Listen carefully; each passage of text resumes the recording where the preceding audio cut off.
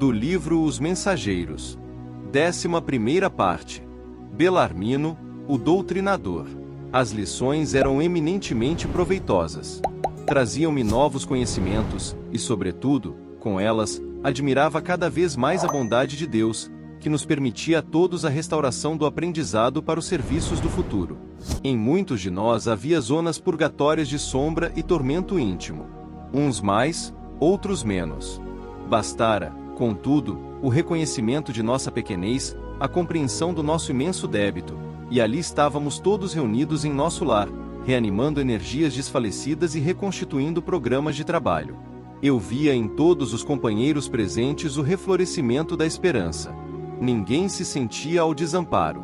Observando que numerosos médiuns prosseguiam em valiosa permuta de ideias, referentemente ao quadro de suas realizações, e ouvindo tantas observações sobre doutrinadores, perguntei a Vicente, em tom discreto: não seria possível, para minha edificação, consultar a experiência de algum doutrinador em trânsito por aqui? Recolhendo notícias de tantos médiuns com enorme proveito, creio que não devo perder esta oportunidade. Vicente refletiu um minuto e respondeu: procuremos Belarmino Ferreira. É meu amigo há alguns meses. Segui o companheiro através de grupos diversos.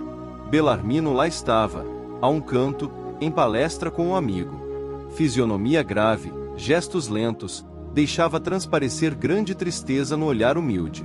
Vicente apresentou-me, afetuoso, dando início à conversação edificante. Após a troca de alguns conceitos, Belarmino falou, comovido: com que, então, meu amigo deseja conhecer as amarguras de um doutrinador falido? Não digo isso, obtemperei, a sorrir, desejaria conhecer sua experiência, ganhar também de sua palavra educativa.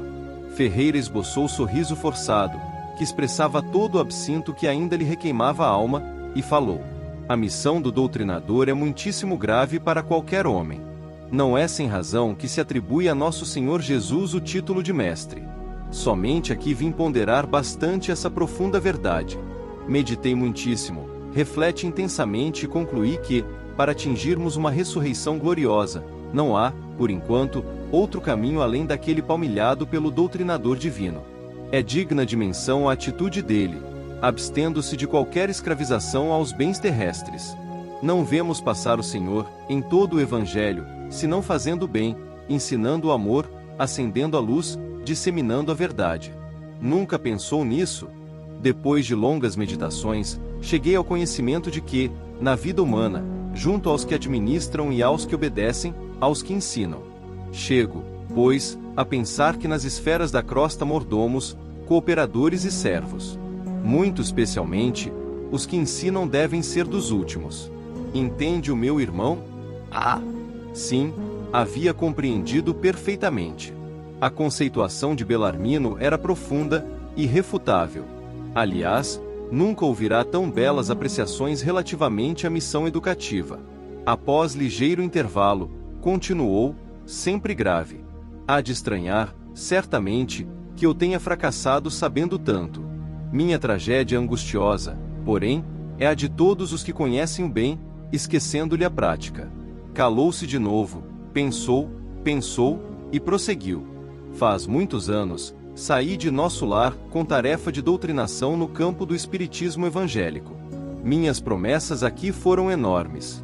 Minha abnegada Elisa dispôs-se a acompanhar-me no serviço laborioso. Ser-me-ia companheira desvelada, abençoada amiga de sempre. Minha tarefa constaria de trabalho assíduo no Evangelho do Senhor, de modo a doutrinar, primeiramente com o exemplo, e em seguida, com a palavra.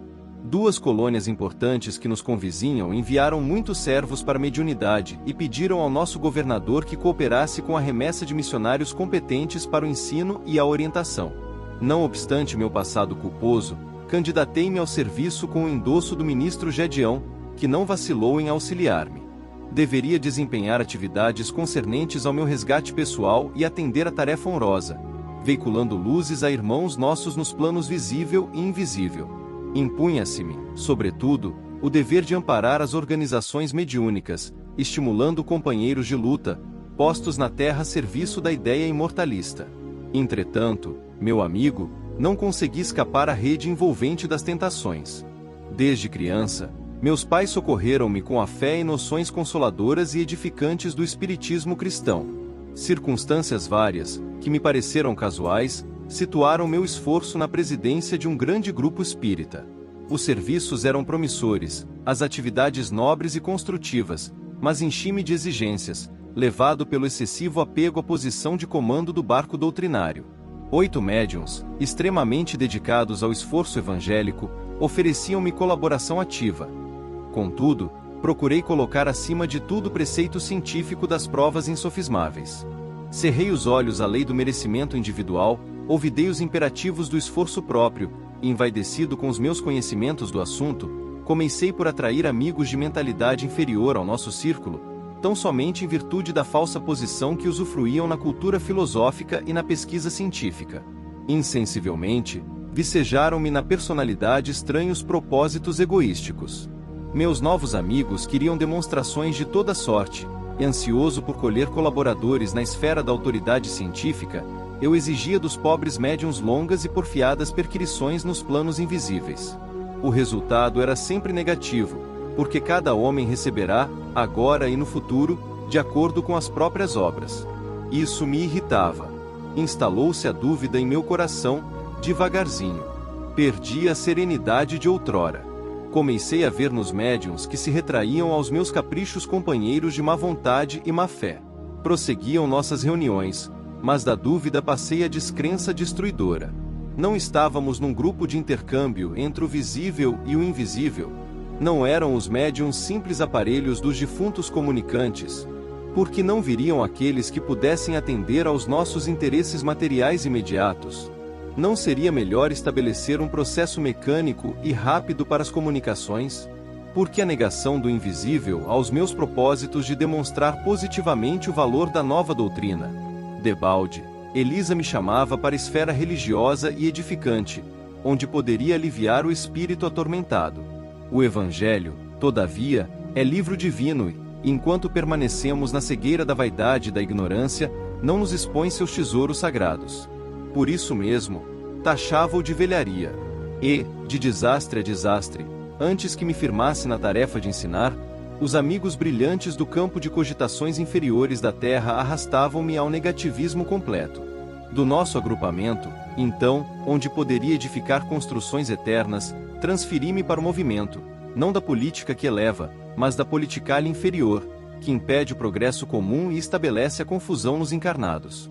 Por isso, estacionei muito tempo desviado dos meus objetivos fundamentais, porque a escravidão ao dinheiro me transformou os sentimentos.